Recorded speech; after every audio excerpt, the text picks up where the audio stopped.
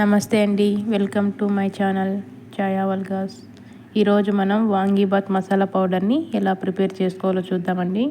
మామూలుగా మనం వంకాయలతో మంచి రుచికరమైన వాంగీబాత్ని ప్రిపేర్ చేసుకుంటూ ఉంటాం.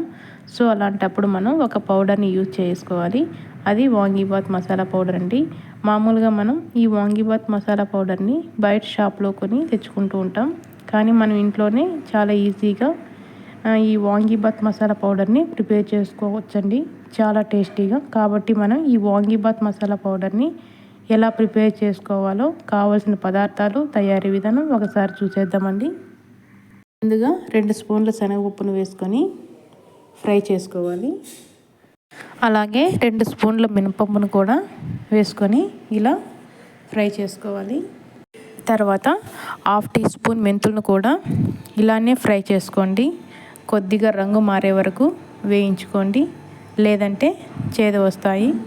1 టేబుల్ స్పూన్ జీలకర్ర వేసుకొని లైట్గా సువాసన వచ్చేంత వరకు ఫ్రై చేసుకోండి. అలాగే 4 లవంగాలను కూడా వేసుకొని ఫ్రై చేసుకోవాలి. తర్వాత మీ రుచికి తగ్గట్టు ఎండుమిరపకాయలు తీసుకోండి. ఇక్కడ నేను 10 నుంచి 15 వరకు ఫ్రై చేసుకుంటున్నాను. అంతేకాదు, ఎండుమిర్చిలో బ్యాడ్గి రకం అనే ఒక రకం దొరుకుతాయి. అది కన్నడ వాళ్ళు ఎక్కువ యూజ్ చేస్తారు.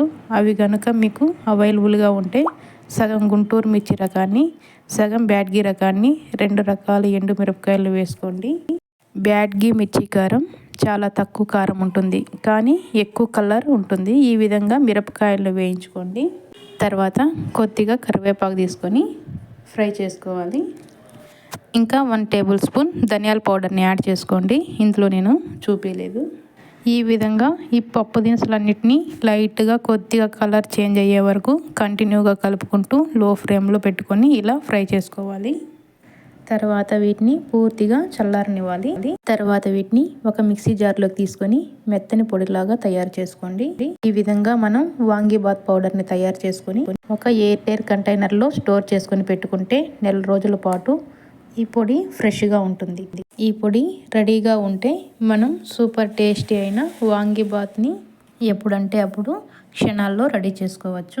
ఈ పొడిని యూజ్ చేసి ఈజీగా వాంగీబాత్ని ఎలా తయారు చేసుకోవాలో ఆ వీడియోను కూడా నేను త్వరలోనే మన ఛానల్లో పోస్ట్ చేస్తాను. టేస్ట్ అనేది ఒక వాంగీబాత్నే కాదండి, ఈ పొడిని ఇంకా కొద్దిగా మన క్రియేటివ్ని కలిపి చాలా రకాల రైస్ రెసిపీస్ని ఈ పౌడర్ని యూజ్ చేసి మనం తయారు చేసుకోవచ్చు. రెసిపీ కనుక మీకు నచ్చినట్లయితే ఈ వీడియోను లైక్ చేయండి మరియు షేర్ చేయండి. ఇలాంటి మరిన్ని వీడియోలను చూడడం కోసం సబ్స్క్రైబ్ చేసుకోండి. Thank you.